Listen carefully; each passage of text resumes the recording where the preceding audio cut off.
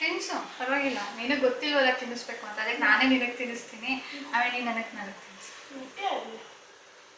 7:15 ತನಕ ಬರಬೇಕಿತ್ತು, ಬಂದಿದ್ದೀವಿ. ಈಗ ಟೈಮು ನಾವು ಹೋದಾಗೂ ಚೆನ್ನಾಗಿದೆ, 12 ಗಂಟೆಯಿಂದನೂ ಚೆನ್ನಾಗಿದೆ. ಓಕೆ, ಕಂಗ್ರಾಟ್ಸ್ ರೀ. ಕಂಗ್ರಾಟ್ಸ್ ಅಂತ ಜಾಸ್ತಿ ಥ್ಯಾಂಕ್ ಯು ರೀ. Drive safe, good luck. ಇದೇ ಥರ ಹೊಸ ಹೊಸ ಬಾಡಿಗಳು ತಗೊಳ್ತಾರ ತೆಗೆಸ್ಕೊಡೋ ಥರ ಆಗಲಿ ದೇವ್ರೇ, ತೆಗೆಸ್ಕೊಡೋ ಥರ ಆಶೀರ್ವಾದ ಮಾಡಪ್ಪ ನನ್ನ ಗಂಡನಿಗೆ. ಹ್ಯಾಪಿ? Most happy. ಒಂದು ತಿಂಗಳು ಲೇಟ್ ಆಗೋಯ್ತು, ಇಟ್ಸ್ ಓಕೆ. ನನಗೆ ಬಟ್ ಸೇವ್ ಮಾಡಿದ್ವಲ್ಲ ಆಲ್ಮೋಸ್ಟ್ 8,000. ನನಗೆ ಡೀಟೇಲ್ ಆಗಿ ಹೇಳಿ, ನಾವು ಹೇಳಿರ್ಲಿಲ್ವಾ ಈ ಥರ ಆಯಿತು? ಇಲ್ಲ, ಹೇಳಿಲ್ಲ. ಅದು ಆ್ಯಕ್ಚುಲಿ ಏನಾಯಿತು, August 15 ಮೋದಿಯವರ ಭಾಷಣದಲ್ಲಿ ಅವರು GST ಕಡಿತ ಮಾಡುತ್ತೀವಿ ಅಂತ ಹೇಳಿದರು. ನಾವು ಅದು ಬೆಳಿಗ್ಗೆ ನೋಡಿಲ್ಲ. ಸಂಜೆ ಬುಕ್ ಮಾಡಿ ಬಂದ ಮೇಲೆ ಮಾರನೇ ದಿನ ಬೆಳಿಗ್ಗೆ ಗೊತ್ತಾಯಿತು ನಮಗೆ. ಆಯಿತಾ, ನಾವೇನು ಅಂದ್ಕೊಂಡಿದ್ದು ಸ್ವಲ್ಪ ಅಡ್ವಾನ್ಸ್ ಪೇ ಮಾಡಿ ಬಂದು ನಾವು ಒಂದು ಫೋನ್ ಕಾಲ್ಗೆ ಕಾಯ್ತಾ ಇದ್ವಿ. ಅಂದರೆ ನನ್ನ ಹೆಸರಲ್ಲಿ ಯಾವಾಗ ಡೆಲಿವರಿ ಡೇಟ್ ಚೆನ್ನಾಗಿದೆ ಅದನ್ನು ಕೇಳಿಕೊಂಡು ಆಮೇಲೆ ಅವ್ರಿಗೆ ಫುಲ್ ಪೇಮೆಂಟ್ ಮಾಡಿ ಡೆಲಿವರಿ ತೊಗೊಳೋಣ ಅಂತ ಹೇಳಿಬಿಟ್ಟು. ಫುಲ್ ಪೇಮೆಂಟ್ ಮಾಡಿರಲಿಲ್ಲ ಅಲ್ವಾ, ಅದಕ್ಕೆ ಅವರು ಇನ್ವಾಯ್ಸ್ ರೇಸ್ ಮಾಡಿರಲಿಲ್ಲ. ಆಮೇಲೆ ಮಾರನೇ ದಿನ ಯಾವಾಗ ಗೊತ್ತಾಯಿತು ನಮಗೆ ಈ ಥರ GST ಕಡಿಮೆ ಆಗಿದೆ 2 ವೀಲರ್ ಮೇಲೆ 4 ವೀಲರ್ ಮೇಲೆ ಎಲ್ಲನೂ ಅಂತ. ಸೊ ನಾವು ಅವ್ರಿಗೆ ಕೇಳಿದ್ವಿ, ಈ ಥರ ಕಡಿಮೆ ಆಗಿದೆಯಲ್ಲ, ನಾವು ಸ್ವಲ್ಪ ದಿನ ಕಾಯ್ತೀವಿ ಅಂತ. ಸರಿ, ಅವರೂ ಓಕೆ ಅಂದರು.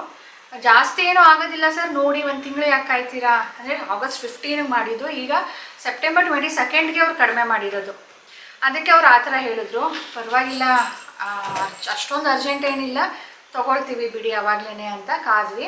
ಆವಾಗ ನಮ್ಮದು ಅದು 115 ಆಗಿರೋದಂತೆ, 1,15,000. ಈಗ ಅದಾಗಿರೋದು 1,07,000 GST ಕಡಿಮೆ ಆದಮೇಲೆ. ಸೊ ನೋಡಿ ಎಷ್ಟೊಂದು ಡಿಫ್ರೆನ್ಸ್ ಆಯ್ತಲ್ವಾ. 17 115 8,000 ಕಡಿಮೆ. वीबू आता आंटी लिशा दे आंटी वीबू को चाय में खाता है मैंने नहीं क्या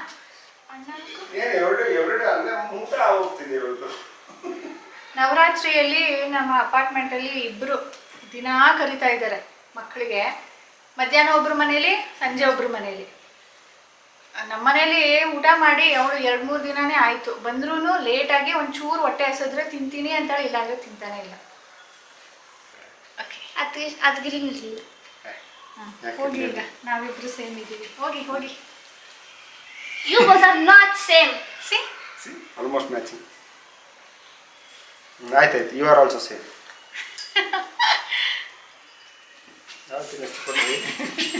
ನೀವು ಮಾಡಿದ್ದು ನಾವು ಬೆಳಿಗ್ಗೆ 3ನೇದಿದ್ದು. ಹೌದಾ? ನಾನು ಕೇಳಿದ್ಲು, ಸಂಜೆ ಕೊಡ್ತೀನಿ ಹೋಗು ಅಂದೆ. ಅಲ್ಲಿ ನಿಂತ್ಕೊಂಡು ಅಡುಗೆ ಮಾಡ್ತಾಯಿದ್ರೆ ನನಗೆ ಕಂಟ್ರೋಲ್ ಮಾಡೋಕ್ಕಾಗಲಿಲ್ಲ. ನಾವು ಹೋಗಿದ್ದು 4:15ಗೆ. ಸೊ ಈಗ ನಾನು ಕೈಕಾಲು ತೊಳ್ಕೊಂಡು 7:15 ಒಳಗಡೆ ಪೂಜೆ ಮಾಡಿಬಿಟ್ಟು ಮತ್ತೊಂದು ಸಾರಿ ಈಗ ಸಂಜೆ ಪೂಜೆ ಮಾಡಿ ಕತೆ ಓದೋಣ. ಇನ್ನು ಬೇರೆ ಏನಿಲ್ಲ, ಅಡುಗೆ ಏನೂ ಆಗಿದೆ. ಮಧ್ಯಾಹ್ನನೇ ಸಾಂಬಾರು ಮಾಡಿದ್ದೀನಿ, ಅನ್ನ ಮಾಡಿ ಅದಕ್ಕೆ ಮುದ್ದೆ ಮಾಡಬೇಕು ಅಷ್ಟೇ. ಸೊ ಕತೆ ಓದೋಣ. ಇವತ್ತು ಕೂಡ ಸ್ಪೆಷಲ್ಲು, ದೇವಿಗೆ ಥ್ಯಾಂಕ್ ಯು ಹೇಳಬೇಕಲ್ವಾ.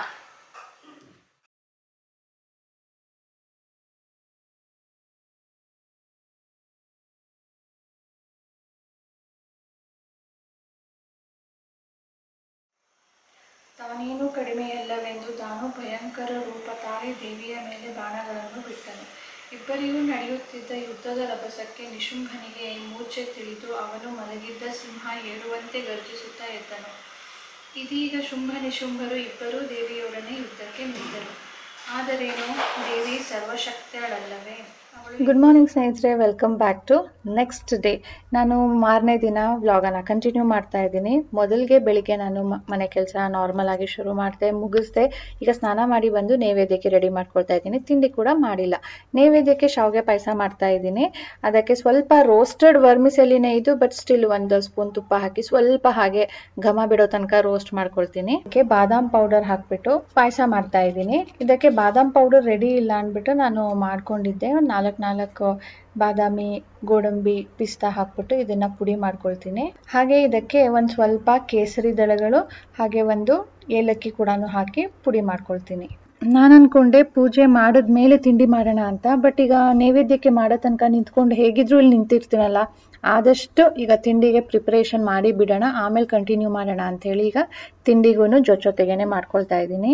ಮತ್ತು ಎಣ್ಣೆ ಇಲ್ಲಿ ನಾನು ಡಿಸಾನೋದು ಆಲಿವ್ ಆಯಿಲ್ ಯೂಸ್ ಮಾಡ್ತಾ ಇದ್ದೀನಿ. ಇದು ಎಕ್ಸ್ಟ್ರಾ ಲೈಟ್ ಅಂತ ಹೇಳ್ಬಿಟ್ಟು ಹೈ ಹೀಟಿಂಗ್ ಪಾಯಿಂಟ್ ಇರೋದ್ರಿಂದ ಇದು ನಾನು ಅಡುಗೆಗೆ ಯೂಸ್ ಮಾಡ್ತಾ ಇದ್ದೀನಿ. ಸಲಾಡ್ಗೆ ಅಂತಾನೆ ಬೇರೆ ಬರುತ್ತೆ.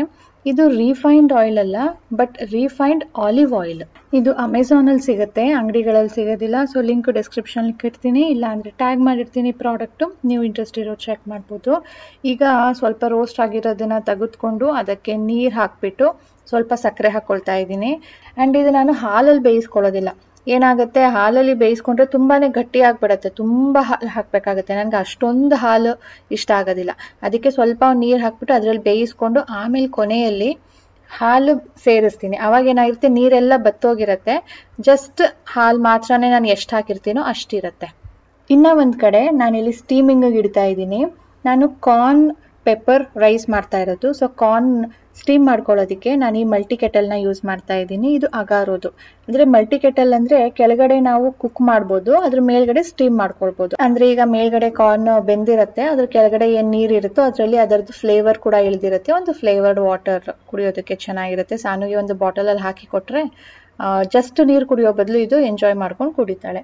ಸೊ ಇದು ಕೂಡ ಆನ್ಲೈನ್ ಅಮೆಝಾನಲ್ಲಿ ಸಿಗುತ್ತೆ. ಸೊ ಲಿಂಕ್ ಡಿಸ್ಕ್ರಿಪ್ಷನಲ್ಲಿ ಹಾಕಿರ್ತೀನಿ, ಚೆಕ್ ಮಾಡಿ. ಇದಕ್ಕೆ ಜಿಂಜರ್ ಗಾರ್ಲಿಕ್ ಪೇಸ್ಟ್ ಹಾಕ್ಕೊಳ್ಬೇಕು. ಅದನ್ನು ಲಾಸ್ಟಲ್ಲಿ ಹಾಕ್ತೀನಿ, ಯಾಕೆಂದರೆ ಈರುಳ್ಳಿ ಮತ್ತು ಕ್ಯಾಪ್ಸಿಕಮ್ ಫ್ರೈ ಮಾಡಬೇಕಾದ್ರೆ ಜಿಂಜರ್ ಗಾರ್ಲಿಕ್ ಮೊದಲೇ ಹಾಕಿಬಿಟ್ರೆ ಇದಕ್ಕೆಲ್ಲನೂ ಮೆತ್ಕೊಂಡ್ಬಿಟ್ಟು ಅದು ತಳಕ್ಕೇ ಅಂಟ್ಕೊಂಡ್ಬಿಡುತ್ತೆ. ಇದು ಫ್ರೈ ಆಗೋ ಮುಂಚೆನೇ ಅದು ತುಂಬಾ ಓವರ್ ಫ್ರೈ ಆಗಿಬಿಡುತ್ತೆ.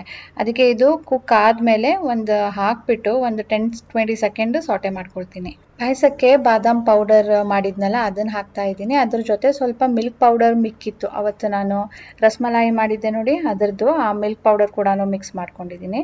ಈಗ ಅದರಲ್ಲೇ ಬೇಯಿಸ್ತೀನಿ ಒಂದು 5 ಮಿನಿಟ್ಸ್ ಸಣ್ಣ ಉರಿ ಮಾಡಿ. ಕೊನೆಯಲ್ಲಿ ಇದಕ್ಕೆ ಒಗ್ಗರಣೆ ಕೊಟ್ಟಿರೋ ಅಂಥ ಡ್ರೈ ಫ್ರೂಟ್ಸ್ನ ಹಾಕ್ಬಿಟ್ಟು ಹಾಲನ್ನು ಮಿಕ್ಸ್ ಮಾಡಿದ್ರೆ ಪ್ರಸಾದ ರೆಡಿ. ಹಾಫ್ ಕುಕ್ ಆಗಿದೆ, ಜಸ್ಟ್ ಅದು ಕಲರ್ ಚೇಂಜ್ ಆಗಬೇಕು ಅಷ್ಟೇ. ಈಗ ಇದಕ್ಕೆ ಖಾರಕ್ಕೆ ಎಷ್ಟು ಬೇಕೋ ಅಷ್ಟು ಮೆಣಸಿನ್ಕಾಯಿ, ಜಿಂಜರ್ ಗಾರ್ಲಿಕ್ ಪೇಸ್ಟನ್ನು ಹಾಕ್ಕೊಂಡು 10-20 ಸೆಕೆಂಡ್ ಸಾಟೆ ಮಾಡಿಬಿಟ್ಟು ಸ್ಟೀಮ್ ಆಗಿರೋ ಅಂಥ ಕಾರ್ನನ್ನು ಸೇರಿಸ್ಬಿಟ್ಟು ಇದಕ್ಕೆ ಸ್ವಲ್ಪ ಫ್ಲೇವರ್ಗೆ ಅಂಥೇಳಿ ಸೋಯಾ ಸಾಸ್ ಹಾಕ್ತೀನಿ, ಇಲ್ಲಾಂದರೆ ಸ್ಕಿಪ್ ಕೂಡ ಮಾಡ್ಬೋದು. ಸೊ ಖಾರ ಆಗಿದೆ, ಉಪ್ಪು ಹಾಕಬೇಕು. ಹುಳಿಗೆ ನಾನು ಸ್ವಲ್ಪ ಸೋಯಾ ಸಾಸ್ ಹಾಕೋದು, ಅದ್ರ ಜೊತೆ ಇನ್ನು ಸ್ವಲ್ಪ ಪೆಪ್ಪರ್ ಪೌಡರ್. ಇದಕ್ಕೆ ನಾವು ಬೇಯಿಸ್ಕೊಂಡಿರೋ ಅಂಥ ಅನ್ನನ ಫ್ರೆಶ್ ಆಗಿ ಮಾಡಿರೋ ಅನ್ನ ಸೇರಿಸ್ಕೊಳ್ಬೋದು, ಅಥವಾ ರಾತ್ರಿ ಏನಾದರೂ ಮಿಕ್ಕಿದ್ರೆ ಅದನ್ನು ಕೂಡ ಸಾಟೆ ಮಾಡ್ಕೊಳ್ಬೋದು. So peppercorn rice ready.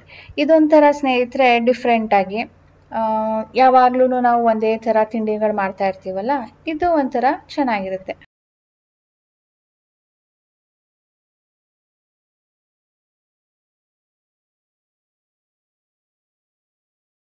ನಾನು ಪ್ರಸಾದಕ್ಕೆ ರೆಡಿ ಮಾಡಿಬಿಟ್ಟು ನಾನು ತೊಗೊಂಡು ನೈವೇದ್ಯಕ್ಕೆ ಇಟ್ಬಿಟ್ಟು ಪೂಜೆ ಮಾಡಿ ಕತೆ ಓದೋದಕ್ಕೆ ಶುರು ಮಾಡಿದೆ. ಆಮೇಲೆ ರಾಜೇಶ ಸ್ನಾನ ಮಾಡಿ ಬಂದರು. ಅವರು ಇನ್ನೂ ಆಗಿಲ್ವಾ, ನಾನೇ ಮಾಡ್ತೀನಿ ಬಿಡು ಅಂತ ಹೇಳಿದ್ರು. ಸೊ ಏನೇನು ಹಾಕಬೇಕು ಅಂತ ಹೇಳಿಬಿಟ್ಟು ನಾನು ಕತೆ ಓದೋದಕ್ಕೆ ಶುರು ಮಾಡಿದೆ. ನೋಡಿದ್ರೆ ಎಷ್ಟೊಂದು ಸೋಯಾ ಸಾಸ್ ಹಾಕಿದ್ದಾರೆ ಅಂತೀರಾ. ನಾನು ಏನ್ರಿ ಇಷ್ಟೊಂದು ಹಾಕಿದ್ದೀರಾ ಅಂತ ಬಂದು ನೋಡಿಬಿಟ್ಟು ಸ್ವಲ್ಪ ಅನ್ನ ಮಿಕ್ಸ್ ಇದ್ರು, ಅದನ್ನು ಮಿಕ್ಸ್ ಮಾಡ್ತಾ ಇದ್ದೀನಿ. ಪೆಪ್ಪರೂ ನೋಡಿ ಎಷ್ಟೊಂದು ಹಾಕ್ತಾ ಇದ್ದಾರೆ ಅಂತ ನಾನು ಮೊದಲು ಹಾಕಿದ್ದೆ. ಬಟ್ ಎಷ್ಟೊಂದು ಹಾಕಿ ಒಟ್ಟು ಟೇಸ್ಟಿಯಾಗಿ ಚೆನ್ನಾಗಿತ್ತು. ಲಾಸ್ಟಲ್ಲಿ ತಿನ್ನಬೇಕಾದ್ರೆ ಮಾತ್ರ ಅವರೇ ಹೇಳಿದ್ರು, ನೋಡು ಸರಿಯಾಗಿದೆ ತಾನೇ, ನಾನೇನು ಜಾಸ್ತಿ ಹಾಕಿರಲಿಲ್ಲ, ಕರೆಕ್ಟಾಗೇ ಇದೆ ನೋಡು ಅಂತ. ಅಂದರೆ ಅವರು ತುಂಬ ಹುಳಿ ಹಾಕಿದ್ರಲ್ವಾ, ಅದಕ್ಕೆ ಅವ್ರು ತುಂಬ ಪೆಪ್ಪರ್ ಹಾಕಿದ್ರು. ಸೊ ಅಲ್ಲಿ ಬ್ಯಾಲೆನ್ಸ್ ಔಟ್ ಆಯಿತು. ನಾನು ಇಷ್ಟೊಂದು ಹಾಕೋದಿಲ್ಲ, ಸ್ವಲ್ಪ ಕಡಿಮೆ ಹಾಕ್ತೀನಿ, ಜಸ್ಟ್ ಫಾರ್ ಫ್ಲೇವರ್ಗೆ ಸ್ವಲ್ಪ ಆ್ಯಡ್ ಮಾಡಿಬಿಟ್ಟು ಮತ್ತು ಪೆಪ್ಪರ್ ಕೂಡ ಸ್ವಲ್ಪ ಹಾಕ್ತೀನಿ. ಅಂದರೆ ಅವ್ರು ಎಷ್ಟು ಹಾಕಿದಾರೋ ಅದರಲ್ಲಿ ಅರ್ಧದಷ್ಟು ಹಾಕಿರ್ತೀನಿ ನಾನು. ನಾನು ನಿಮಗೆ ಸ್ವಲ್ಪ ದಿನದ ಹಿಂದೆ ಕರ್ಟನ್ ತೊಗೊಂಡಿದ್ದು ಮತ್ತು ಅದನ್ನು ಶಾಪ್ ಮಾಡಿದ್ದು, ಹೊಲಿಸಿದ್ದು, ಅದರ ಟ್ರ್ಯಾಕ್, ಅದು ಹಾಕೋದಕ್ಕೆ ಕರ್ಟನ್ ಹಾಕೋದಕ್ಕೆ ತೊಗೊಂಡಿರೋದು ಎಲ್ಲನೂ ನಿಮಗೆ ತೋರಿಸಿದ್ದೆ. ಆಗ ನಾನು ಡೇ ಕರ್ಟನ್ ತೊಗೊಂಡಿದ್ದೆ, ನೈಟ್ ಕರ್ಟನ್ ತೊಗೊಂಡಿರಲಿಲ್ಲ. ಅಂದರೆ ಈ ಥರ ಥಿಕ್ ಇರೋದು ತೊಗೊಂಡಿರಲಿಲ್ಲ.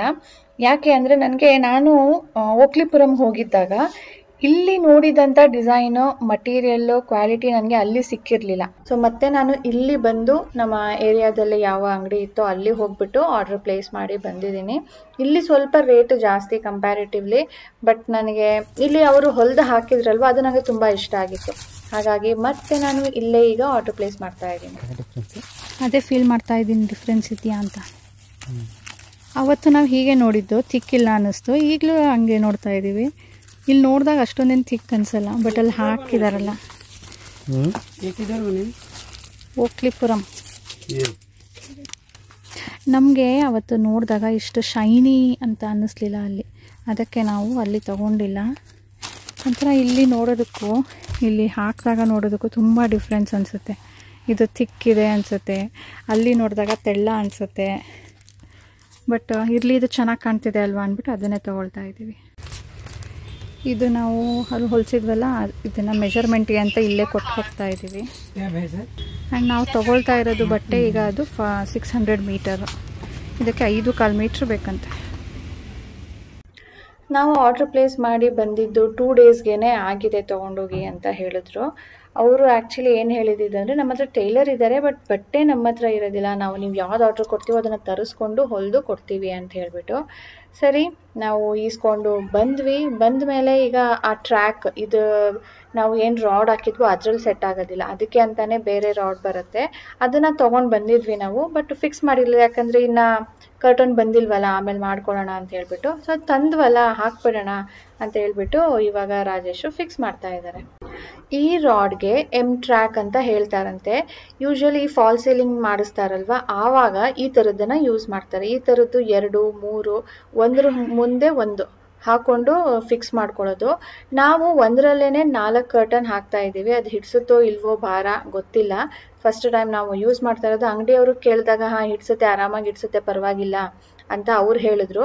ನಮಗೆ ಇಲ್ಲಿ ಜಾಗ ಇಲ್ಲ 2 ಒಟ್ಟಿಗೆ ಹಾಕೋದಕ್ಕೆ, ಅದಕ್ಕೆ ನಾವು ಜಸ್ಟ್ ಒಂದರಲ್ಲೇ ಈಗ ಆಗುತ್ತಾ ನೋಡ್ತಾ ಇದ್ದೀವಿ. ಇದು ಹೊಲಿಯೋದಕ್ಕೆ ಡಿಫ್ರೆಂಟ್ ಚಾರ್ಜಸ್. ನಾವು ಓಕ್ಲಿಪುರಮಲ್ಲಿ 150 ಹೊಲಿಸಿದ್ವಿ ವಿತೌಟ್ ಎನಿ ನೆಗೋಸಿಯೇಷನ್. ಇಲ್ಲಿ 200 ಹೊಲ್ಕೊಟ್ರು, ಇಲ್ಲಿ ನೆಗೋಸಿಯೇಷನ್ ಕೂಡ ಅವ್ರು ಮಾಡಲಿಲ್ಲ. ಬಟ್ ಓಕೆ, ನಾನು ಹೇಳಿದ್ನಲ್ಲ, ನಮ್ಮ ಏರಿಯಾಲಿ ಕಂಪ್ಯಾರಿಟಿವ್ಲಿ ಸ್ವಲ್ಪ ಜಾಸ್ತಿನೇ ರೇಟು. ಬಟ್ ಇನ್ನು ನನಗೆ ಇದೇ ಬೇಕಿತ್ತಲ್ಲ ಅಂದ್ಬಿಟ್ಟು ನಾನು ಇಲ್ಲೇ ಹೊಲಿಸ್ಕೊಂಡಿದ್ದೀನಿ. ಇದರಲ್ಲೇ ಅವರು ಒಂದು ಹುಕ್ ಕೂಡ ಹಾಕಿ ಕೊಡ್ತಾರೆ. ಇದು ಸಪ್ರೇಟಾಗಿ ಸಿಗುತ್ತೋ ಇಲ್ವೋ ಗೊತ್ತಿಲ್ಲ, ಅವ್ರು ಹೇಳಿದ್ರು ನಾವೇ ಹಾಕ್ಕೊಡ್ತೀವಿ ಅಂತ. ಸೊ ಅದನ್ನು ಈಗ ಜಸ್ಟ್ ಈಗ ಸಿಗಿಸ್ತಾ ಇದ್ದಾರೆ.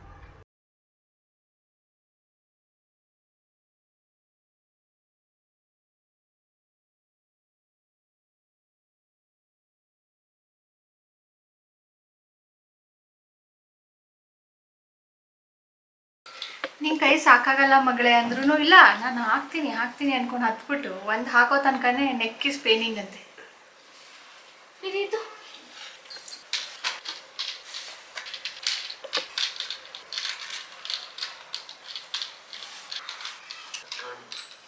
Very good. ಲಿಸ್ಟ್ ಮಾಡಿ ಇಡ್ತೀಯಾ? ಕರ್ಟನ್ ಹಾಕ್ಬೇಕು, ಬಾತ್ರೂಮ್ ತೊಳಿಬೇಕು, ಈ 2 ಕರ್ಟನ್ ಹಾಕೋದಕ್ಕೆ ನೆಕ್ ಪೇನ್ ಅಂತ ಡಾಡ ಎಷ್ಟೆಲ್ಲ ಮಾಡಿದೆ, ಅದೆಲ್ಲ ಎಷ್ಟು ಪೇನ್ ತಿಂದಿರ್ಬೇಕು. ಅದಕ್ಕೆ ಕೆಲಸ ಮಾಡೋರ್ಗೆ ಬಂದಾಗ ಅವ್ರ ಕರ್ಟೇಸಿಯಾಗಿ ನೋಡ್ಕೋಬೇಕು ಅಂತ ಹೇಳೋದು. ಹ್ಯೂಮಿಲಿಟಿ ಇರಬೇಕು, ಅವ್ರ ಮೇಲೆ ರೇಗಾಡಬಾರ್ದು, ಟೀ ಎಲ್ಲ ಟೈಮ್ ಕೊಟ್ಟು ಕೆಲಸ ಮಾಡಿಸ್ಕೋಬೇಕು ಅಂತ. ಅವ್ರು they are also human. Your dada needs tea now. Yeah. Mama understood. Lehenga stitching ತೋರಿಸಿ ಅಂದಿದ್ರಲ್ಲ ಅಂದ್ಬಿಟ್ಟು ನಾನು ಅವತ್ತು ಸ್ಟಾರ್ಟ್ ಮಾಡಿದಾಗ ತೋರಿಸಿದೆ, ಬಟ್ ಫುಲ್ ಕಂಪ್ಲೀಟ್ ಆಗಿರೋದನ್ನು ನಿಮಗೆ ತೋರಿಸಿರಲಿಲ್ಲ. ಸೊ ಇವತ್ತು ನಾನು ಸ್ವಲ್ಪ ಬ್ರೀಫಾಗಿ ನಿಮಗೆ ಎಕ್ಸ್ಪ್ಲೇನ್ ಮಾಡ್ತಾ ಇದ್ದೀನಿ. ಇಲ್ಲಿ ನಾನು ವೇಸ್ಟ್ ಮೆಷರ್ ಮಾಡಿಕೊಂಡು ರೌಂಡಕ್ಕೆ ಮಾರ್ಕ್ ಮಾಡ್ಕೊಂಡಿದ್ದೀನಿ. 9 ಇಂಚಸ್ ವೇಸ್ಟ್ ತೊಗೊಂಡು ನಾವು ಮಾರ್ಕ್ ಮಾಡಿಕೊಂಡ್ರೆ ಅದು ರೌಂಡ್ ಲೆಕ್ಕ ಹಾಕಿದಾಗ 16 ಏನೋ ಬರುತ್ತೆ, 15 or 16. ಅದೇ ರೀತಿಯಲ್ಲಿ ಕೆಳಗಡೆ ಸಾನುಗೆ ಎಷ್ಟು ಉದ್ದ ಲೆಂತ್ ಬೇಕೋ ಅಷ್ಟುದ್ದ ಲೆಂತ್ ಮೆಷರ್ ಮಾಡಿಕೊಂಡು ಹೋಲ್ ಸಾರಿ ಒಂದು ಲೆಂತ್ ಎಷ್ಟು ಉದ್ದ ಇದೆ ನೋಡಿ ಅಷ್ಟು ಉದ್ದನೂ ಬರ್ತಾ ಇದೆ. ಅದಕ್ಕಿಂತ ಕಡಿಮೆ ಇದ್ದಿದ್ದರೆ ನನಗೆ ಪ್ರಾಬ್ಲಮ್ ಆಗಿರೋದು, ತುಂಡ ಆಗ್ತಾ ಇತ್ತು. ಸೊ ಅದನ್ನು ಕೂಡ ಮೆಷರ್ ಮಾಡಿಕೊಂಡು ರೌಂಡಕ್ಕೆ ಹಾಫ್ ಸರ್ಕಲಲ್ಲಿ ಮಾರ್ಕ್ ಮಾಡ್ಕೊಂಡಿದ್ದೀನಿ. ನೆಕ್ಸ್ಟ್ ನಾನು ಈ ಹಾಫ್ ಸರ್ಕಲ್ ಏನು ಸ್ಕರ್ಟ್ ಇದೆಯೋ ಅದಕ್ಕೆ ಈ ಬಾರ್ಡರನ್ನು ಅಟ್ಯಾಚ್ ಮಾಡ್ಕೊಳ್ತೀನಿ. ಈ ಬಾರ್ಡರು ಫುಲ್ ಅಗ್ಲಕ್ಕಿದೆ, ಸ್ಟಿಫ್ ಆಗಿದೆ, ಆ್ಯಂಡ್ ಬಟ್ಟೆ ರೌಂಡಾಗಿ ಕಟ್ ಮಾಡಿದಾಗ ನಾವು ಸ್ಟ್ರೆಚಬಲ್ ಆಗುತ್ತೆ. ಸೊ ಅದು ಸ್ವಲ್ಪ ಚಾಲೆಂಜಿಂಗು, ಬಟ್ ಹುಷಾರಾಗಿ ಇದನ್ನು ಹೊಲ್ಕೊಳ್ಬೇಕು. ಲೆಹೆಂಗಾನ ಜಾಯಿಂಟ್ ಮಾಡಿಕೊಂಡೆ, ಹಿಂದ್ಗಡೆದು ಮುಂದ್ಗಡೆದು ಎರಡೂ ಈಗ ಜಾಯಿಂಟ್ ಮಾಡ್ಕೊಂಡಿದ್ದೀನಿ. ಇಲ್ಲಿ ಸ್ವಲ್ಪ ಓಪನಿಂಗ್ ಬಿಟ್ಟಿದ್ದೀನಿ, ಇಲ್ಲಿ ಜಿಪ್ ಹಾಕಬೇಕು ಅಂತ ಹೇಳಿ. ಇದು ನಾನು 2 ಮೀಟರು ಲೆಹೆಂಗಾಗೆ ಲೈನಿಂಗ್ ತೊಗೊಂಡಿದ್ದೆ. ಸೊ ಅದನ್ನು ನಾನು ಆ ವೇಸ್ಟ್ ಅಳತೆಗೆ ಇಲ್ಲಿ ಪ್ಲೀಟ್ಸನ್ನು ಇಟ್ಕೊಂಡಿದ್ದೀನಿ. ಸೊ ಇದನ್ನು ಮೇನ್ ಫ್ಯಾಬ್ರಿಕ್ಗೆ ಅಟ್ಯಾಚ್ ಮಾಡಬೇಕು. ಇದೊಂದು ಇದು ಮುಂದಗಡೆಗೆ, ಇದು ಹಿಂದಗಡೆಗೆ ನಾನು ಪಟ್ಟಿ ಮಾಡ್ಕೊಂಡಿದ್ದೀನಿ, ಹಾಗೆ ಐರನ್ ಮಾಡ್ಕೊಂಡಿದ್ದೀನಿ.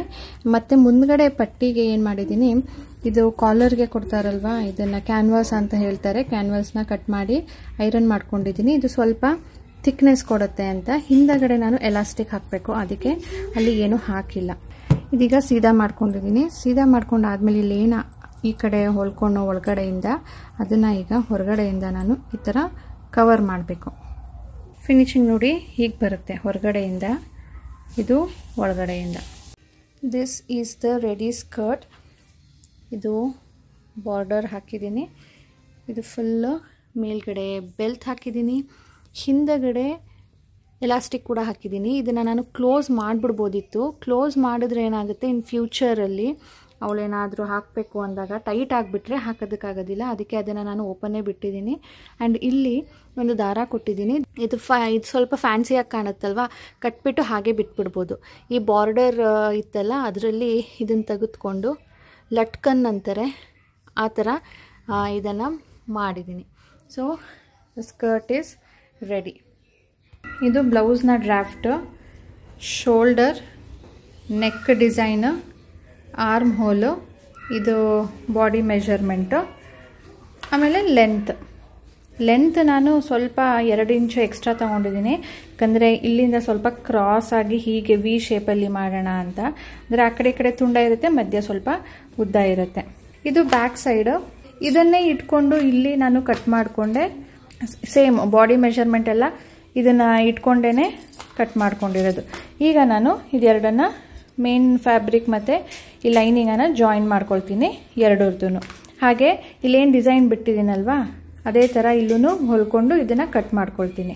ಇದನ್ನು ನಾನು ಬಾರ್ಡರ್ ಏನೂ ಕೊಟ್ಟಿಲ್ಲ, ಯಾಕೆ ಅಂದರೆ ಅದು ತುಂಬಾ ಅಗ್ಲಿಕ್ಕಿದೆ ಅಲ್ವಾ, ಅದು ಅಷ್ಟು ಚೆನ್ನಾಗಿ ಕಾಣೋದಿಲ್ಲ ಅಂತ ಹೇಳಿಬಿಟ್ಟು ಇಲ್ಲಿ ಕೊಡೋಣ ಅಂದ್ಕೊಂಡೆ. ಬಟ್ ಅಲ್ಲೂ ಅಷ್ಟೊಂದು ಚೆನ್ನಾಗಿ ಕಾಣಲ್ಲ ಅಂಥೇಳಿ ಶೇಪಲ್ಲಿ ನೆಕ್ ಕೊಟ್ಟಿದ್ದೀನಿ. ಆ್ಯಂಡ್ ಇದನ್ನು ಐರನ್ ಮಾಡಬೇಕು. ಅದಾದಮೇಲೆ ಇಲ್ಲಿ ನಾನು ತುಂಬಾ ಸಿಂಪಲ್ ಆಯ್ತಲ್ಲ ಅಂತ ಹೇಳಿಬಿಟ್ಟು ಆ ಬಾರ್ಡರ್ ಏನಿತ್ತೋ ಅದರಲ್ಲಿ ಈ ಥರ ಮಾಡಿದ್ದೀನಿ ನೋಡಿ ಇಲ್ಲಿ. ಸೊ ಇಷ್ಟೇ ಇದು ಬ್ಲೌಸು. ನಾನು ಹಿಂದೆಗಡೆ ಬ್ಯಾಕ್ ಓಪನ್ ಕೊಡೋಣ ಅಂದ್ಕೊಂಡೆ. ಇದು ಲಾಂಗ್ ಇದೆ ಅಲ್ವಾ, ಇಲ್ಲಿ ಬಟನ್ಸ್ ಹಾಕಿದ್ರೆ ಓಪನ್ ಆಗುತ್ತೆ, ಅದಕ್ಕೆ ಜಿಪ್ ಹಾಕೋಣ ಅಂದ್ಕೊಂಡೆ. ಜಿಪ್ ಹಾಕಿದ್ರೆ ಇಲ್ಲಿ ಚೆನ್ನಾಗಿ ಕಾಣೋದಿಲ್ಲ, ಅದಕ್ಕೆ ಸೈಡ್ ಜಿಪ್ ಕೊಟ್ಟಿದ್ದೀನಿ. ಇದು ಒಂದು ಹೊಸ ಬಾಕ್ಸ್ ತಗೊಂಡೆ. ಇದು ಯಾಕೆ ಅಂದರೆ ಇಲ್ಲಿ ಪಕ್ಕ ಇರೋದು ನೀವು 3 ಡ್ರಾವರ್ಸ್ದೇನು ಸೆಟ್ ನೋಡ್ತಾ ಇದ್ದೀರಾ, ಅದು 5 ಡ್ರಾಯರ್ಸ್ದು ಸೆಟ್. ಇದನ್ನು ನಾನು ಕಿಚನಲ್ಲಿ ಇಟ್ಕೊಂಡಿದ್ದೆ, ನೀವು ನೋಡಿರ್ಬೇಕಲ್ವಾ. ಈಗ ಅದು ಪ್ಯಾಂಟ್ರಿ ಯೂನಿಟ್ ಥರ ಉದ್ದಕ್ಕೆ ಮಾಡಿಸಿದ ಮೇಲೆ ಇದನ್ನು ತೆಗೆದ್ಬಿಟ್ಟು ದೇವ್ರ ಮನೆ ಹತ್ರ ಇಟ್ಕೊಂಡಿದ್ದೆ. ಅದರಲ್ಲಿ ಯಾಕಂದರೆ ಸಾಮಾನುಗಳಿತ್ತು, ಆ ಸಾಮಾನು ಎಲ್ಲಿಡೋದು ಅಂತ ಗೊತ್ತಾಗ್ತಾ ಇರಲಿಲ್ಲ ಅಂದ್ಬಿಟ್ಟು ಆಮೇಲೆ ಏನು ಮಾಡಿದೆ, ಒಂದೊಂದಾಗಿ ಒಂದೊಂದು ಡ್ರಾಯರ್ನ ಖಾಲಿ ಮಾಡಿ ಈಗ ಒಂದು 2 ಡ್ರಾಯರ್ದೇನೋ ಮಿಕ್ಕಿತ್ತು, ಅದು ಎಲ್ಲಿಡೋದು ಅಂತ ಗೊತ್ತಾಗದೆ ಒಂದು ದಪ್ಪ ಬಾಕ್ಸ್ ತೊಗೊಂಡು ಈಗ ಅದಕ್ಕೆಲ್ಲಾನು ಹಾಕ್ತಾ ಇದ್ದೀನಿ ನೋಡಿ. ಇದು 2 ಬಾಕ್ಸ್ದು ಎಲ್ಲ ಹಾಕಬೇಕು ಗೊತ್ತಾಗಿರಲಿಲ್ಲ. ಸೊ ಇದನ್ನೆಲ್ಲ ಈಗ ನಾನು ಬೇರೆ ಮಾಡ್ತಾ ಇದ್ದೀನಿ. ಬೇಕಿಂಗ್ದು ಒಂದರಲ್ಲಿತ್ತು, ಕಿಚನ್ದು ಎಕ್ಸ್ಟ್ರಾ ಐಟಮ್ಸ್ ಏನಿತ್ತು ಅದು ಒಂದರಲ್ಲಿತ್ತು. ಸೊ ಈಗ ಎಲ್ಲಾನು ಒಂದರಲ್ಲಿ ಹಾಕ್ಬಿಟ್ಟು ಆ ಸೆಟ್ ಏನಿದೆಯೋ ಅದನ್ನು ಎತ್ತಿ ಇಡ್ತಾ ಇದ್ದೀನಿ. ಅದು ಇನ್ಯಾವುದಕ್ಕಾದರೂ ಯೂಸ್ ಮಾಡೋಣ ಅಂತ ಹೇಳಿಬಿಟ್ಟು. ಸೊ ಈ 5 ಡ್ರಾವರ್ದು ಸೆಟ್ ನಾನು ಆನ್ಲೈನಲ್ಲೇ ತೊಗೊಂಡಿದ್ದು, ಈ ಬಾಕ್ಸ್ ಕೂಡ ನಾನು ಆನ್ಲೈನಲ್ಲೇ ತೊಗೊಂಡಿದ್ದು. ಇದನ್ನು ಸಿಕ್ಕಿದ್ರೆ ನಾನು ಟ್ಯಾಗ್ ಮಾಡಿರ್ತೀನಿ ಪ್ರಾಡಕ್ಟು, ನೀವು ಚೆಕ್ ಮಾಡಿ. ಈಗ ಈ ವ್ಲಾಗ್ನ ಇದರೊಂದಿಗೆ ಎಂಡ್ ಮಾಡ್ತೀನಿ ಸ್ನೇಹಿತರೆ. ಸಿಗೋಣ ಮುಂದಿನ ವ್ಲಾಗ್ನೊಂದಿಗೆ. ಅಂಟಿಲ್ ದೆನ್ ಪ್ಲೀಸ್ ಇವತ್ತಿನ ವಿಡಿಯೋ ಇಷ್ಟ ಆಗಿದ್ದರೆ ಲೈಕ್ ಮಾಡಿ ಆ್ಯಂಡ್ ಸಬ್ಸ್ಕ್ರೈಬ್ ಮಾಡದೆ ನೋಡ್ತಾ ಇದ್ದರೆ ಪ್ಲೀಸ್ ಸಬ್ಸ್ಕ್ರೈಬ್ ಮಾಡ್ಕೊಳ್ಳಿ. ಬಾಯ್ ಸ್ನೇಹಿತರೆ.